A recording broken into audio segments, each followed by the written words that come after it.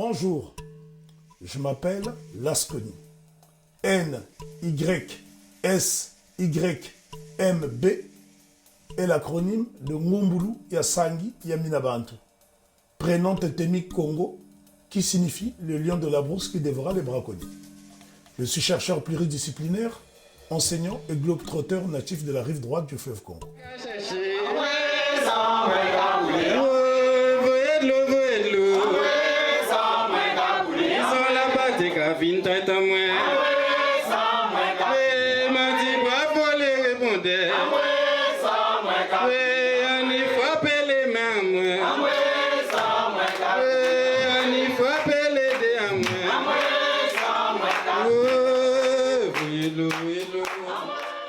Bonjour à ma famille, il est 7h30, nous sommes au bas du fort du Gosier. Je suis arrivé ici en Guadeloupe exactement le mercredi 10 février 2016 à 15h30 heure locale. Et depuis, j'ai flâné un petit peu. J'ai un programme très chargé. Donc les organisateurs du mois de l'Africaine biennale à laquelle je suis invité pour la seconde fois. Aujourd'hui, je vais donner une conférence inaugurale dont le thème est « Mafa, généalogie d'un gros mensonge ».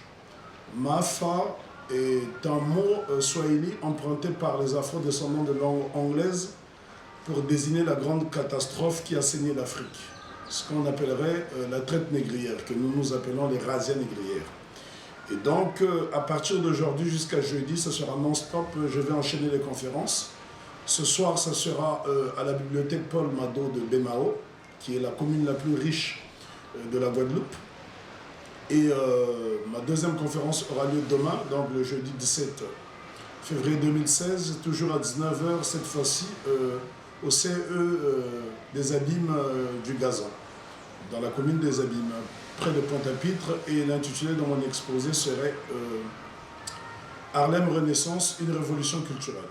Il s'agira de parler des grands scripts de la Renaissance de Harlem, tels que Claude Mackie, Langston Hughes, Jean Toomer et bien d'autres. Je parlerai également du Cotton Club, du Plantation Club, les grands moments du swing, avec Louis Armstrong, Count Basie, Duke Ellington. Je parlerai également des pionniers comme Eubie Blake, grand pianiste devant l'éternel, Noble Season, qui est ces deux complices qui ont initié un magazine qui s'appelait Shuffle Long, et c'est ça qui a propulsé l'art afro-américain dans le monde entier. Donc voilà, et le jeudi, ce sera ma dernière conférence au mois de l'Afrique, qui sera intitulée L'Afrique hors d'Afrique, l'héritage escamoté, thème auquel j'ai consacré un film, l'un de mes derniers films, qui s'appelle Karukera, l'héritage escamoté. Il s'agira d'exposer devant les afro-descendants toutes les réalisations des Africains déportés ici. Parce que souvent, lorsqu'on parle de l'esclavage, l'idée qui vient tout de suite en tête, ce sont des hommes, des primitifs qui ont été arrachés à la jungle, qui ont été déportés ici pour travailler dans les champs.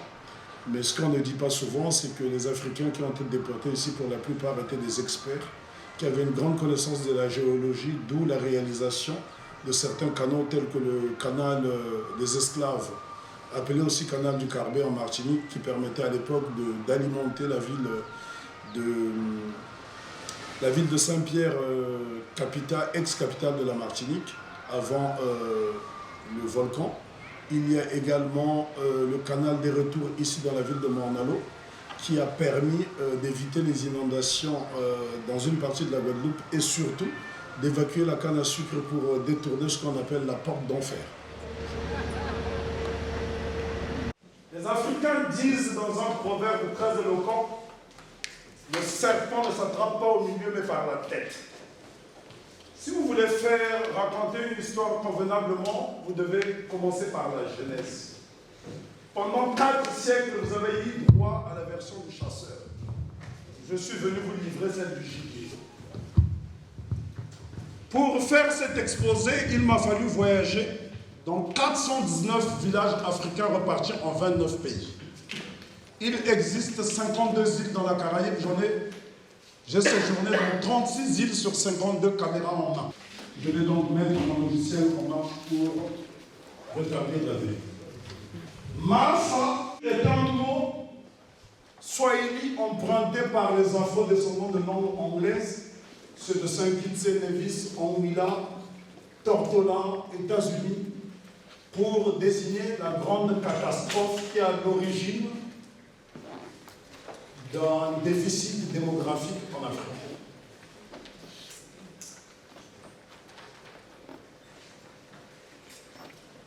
Donc l'exposé est essentiellement le mot.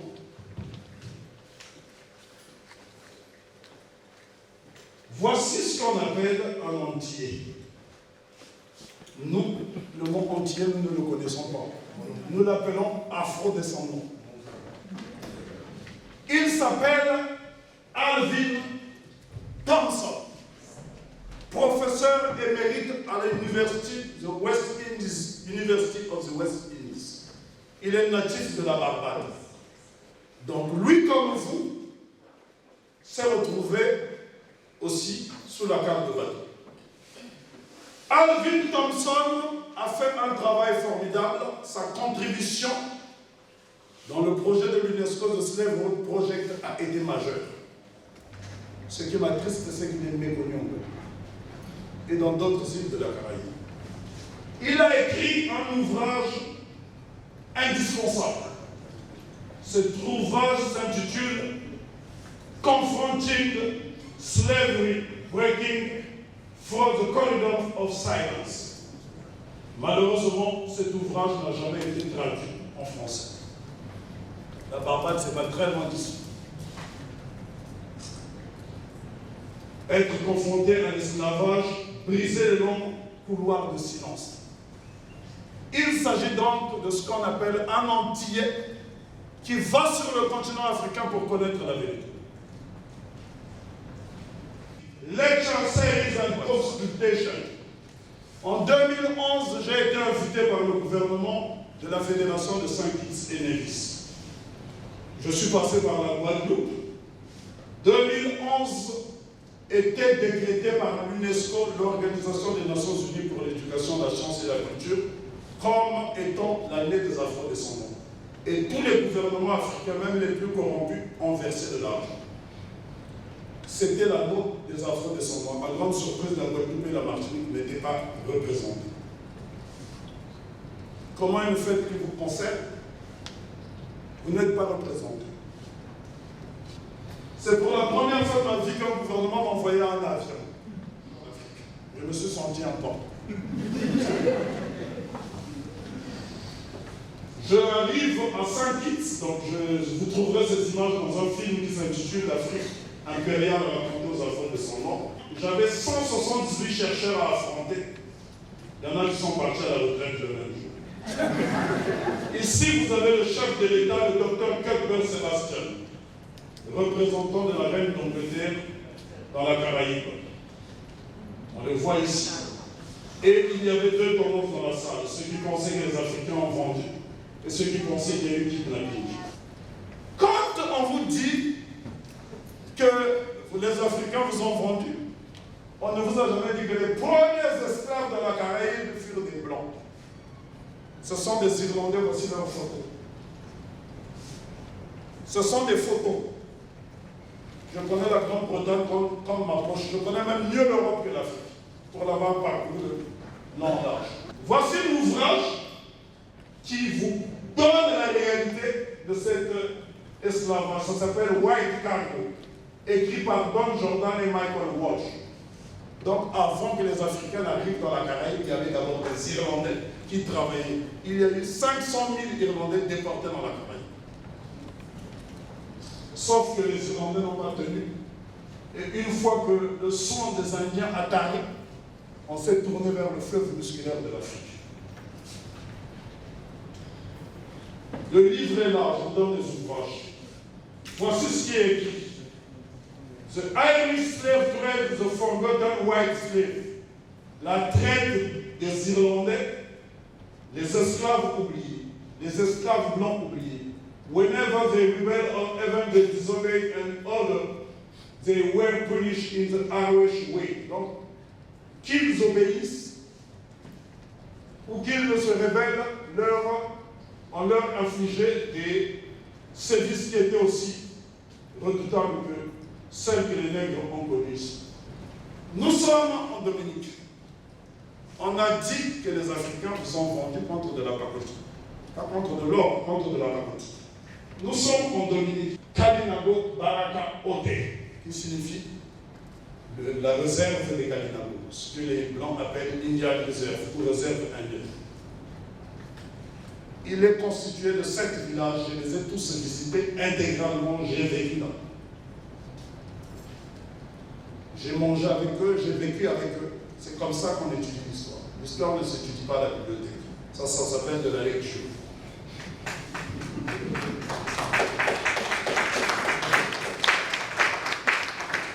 Lorsque je me suis rendu dans les 7 villages, j'ai fait connaissance de leur culture, de leur divinité. La Dominique est peuplée de 70 000 habitants. Sur 70 000 habitants, il ne reste que 3 400 Kalina. Lorsque je regarde les îles de la Caraïbe, je constate qu'au minimum, il y a 80% du patrimoine génétique africain. J'ai des bonnes raisons d'être fier d'être africain. Parce que c'est le seul peuple qui a survécu ici. Les autres ont disparu. Allons-y. L'île s'appelle Waitapubuli, qui signifie grand est son corps. Christophe Colomb est arrivé un dimanche. Voilà pourquoi l'île s'appelle la Dominique. Mais la Dominique est une mauvaise traduction, ça donne dimanche. Chaque île de la Caraïbe porte un nom de sorcellerie. L'île d'Antigua, vous l'appelez Antigue, c'est une très mauvaise traduction. Il faut garder le mot Antigua. Le nom original de l'île, c'est Ouadad. Lorsque les Espagnols arrivent, ils l'appellent Antigua, qui donne anti-agua, qui signifie anti-eau. Il a fallu faire sécher l'île pour étouffer les résistances africaines. Ce sont des égrégores. L'île de Sainte-Lucie s'appelle Ianola, la terre des iguanes. L'île de Marie-Galante s'appelle Aïchi. L'île de Saint-Kitts s'appelle Limiuaga. Dès lors qu'on a changé les noms, les populations pouvaient être vaincues. Malheureusement, les peuples qui n'ont jamais eu de technologie militaire succombent. Donc on les a massacrés en moins de 50 ans. 50 ans, la population de la Caraïbe était réduite à un quart. L'Afrique est toujours debout. Nous sommes dans une maison qu'on appelle le British Museum. C'est le plus grand musée européen qui est une vieille institution, inaugurée en 1854. Allons-y à l'intérieur. Je l'ai visité intégralement, pièce par pièce. Et il m'a fallu 6 ans pour le faire. Bon après-midi et bienvenue au musée britannique du British Museum. L'un des plus vieux musées du monde. Voici ce qu'ils ont volé en Afrique. Chez moi, au Congo, en RDC, République démocratique du Congo. Nous avons ici un peuple qu'on appelle les Mamouetou et les Kouba. Ils n'ont jamais été colonisés. Ce sont des maîtres encore jusqu'à aujourd'hui. Allez voir dans quoi ils vivent. Tout ça, ça a été volé. Même notre vaisselle a été volée. Ils disent qu'ils sont venus acheter contre de la pacotille. Si nous sommes des sauvages, et qui viennent avec la pacotille, ils ne prennent pas notre vaisselle. Même la vaisselle, ils l'ont volée. Ça, c'est une carafe. Et c'est nous qui avons vendu contre de la pacotille. Même la vaisselle.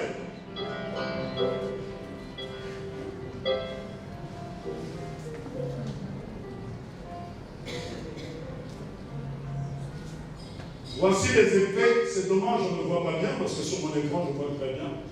Problème technique, racine, il faut un peu corriger ça. Ce sont des écrits en velours. Les Africains, même quand ils allaient à la guerre, il faudra du merci. Très bien. Regardez bien. J'ai trouvé ça dans l'African Sainsbury Gallery en 2001. Le British Museum a été organisé en 1800, a été inauguré en 1854. Mais il a fallu attendre 2001 pour qu'on restitue ces objets parce que la plupart des aristocrates britanniques gardaient ces objets dans leur collection privée. Si nous sommes des sauvages, qu'est-ce qu'ils font avec nos objets? Regardez, les Africains, même pendant la guerre, avaient le goût de l'excellence. Les étuis sont en velours avant l'arrivée de blanc.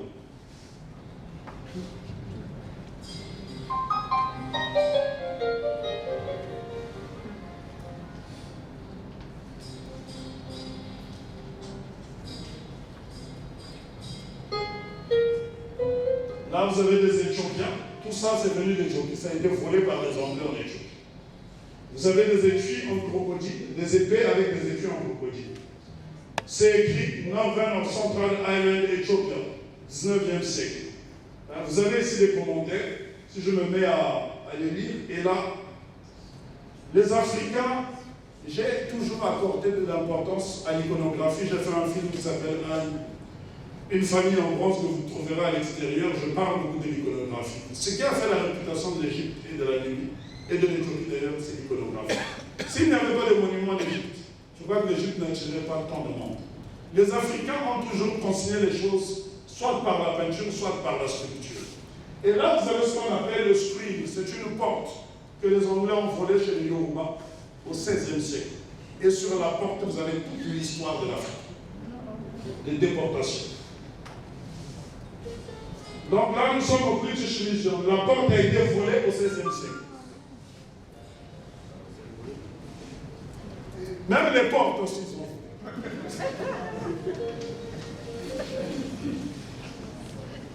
Et là, vous voyez ici une gravure qui vous montre des femmes qui sont gardes du corps d'un roi. Lorsqu'on parle de la femme africaine, ici, vous avez l'impression que ce sont des femmes soumises. La société africaine antique, précoloniale, est matrilinéaire. De ce fait, la femme est le pilier central. En Afrique, c'est la mère qui maudit ses jamais d'homme. Parce qu'on est père par présomption, mais on est sûr de sa mère. Donc regardez bien, vous avez ici un roi sur un tipoï et ce sont des femmes qui le portent.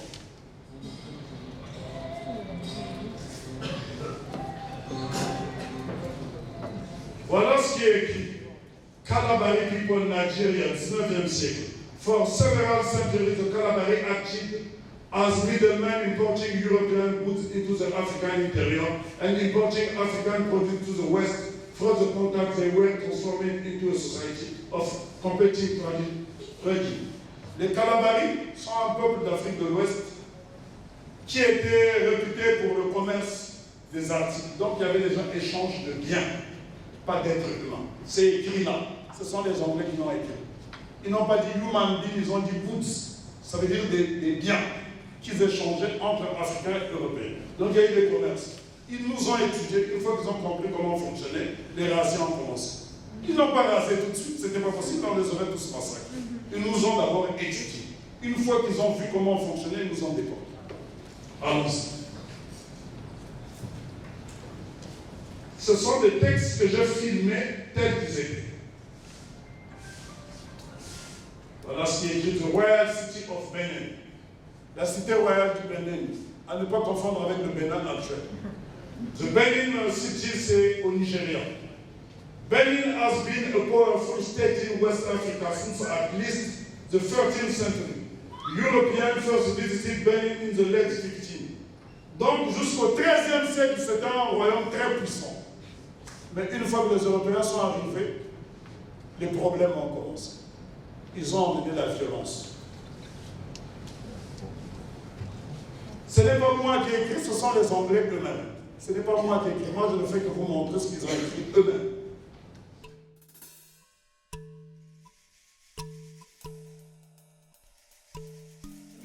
Je vais m'arrêter en terminant par les mots de celui que je considère comme mon maître, qui a été le point crucial de ma vie. Cet homme s'appelle l'honorable Marcus Garvey, qui nous dit « Put me to a weak nation, and I'll show you a people oppressed, abused, taken advantage of by others. Show me the weak race, and I'll show you the people of this peonage, serfdom and slavery. Show me a well-organized nation, and I'll show you the people and a nation respected by the world. Montrez-moi une nation faible, et je vous montrerai un peuple foulé aux pieds et exploité par d'autres.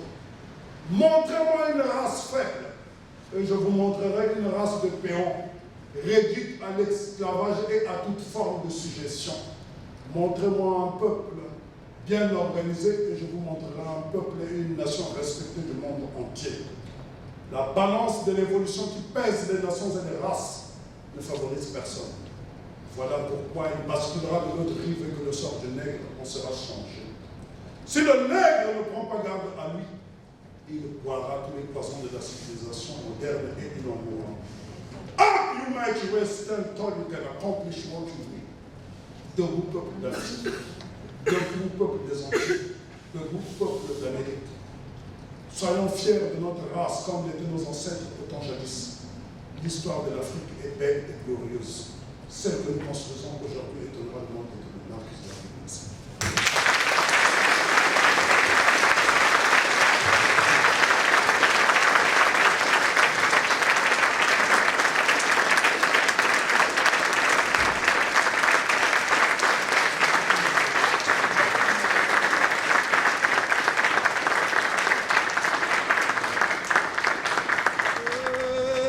Hello, hello.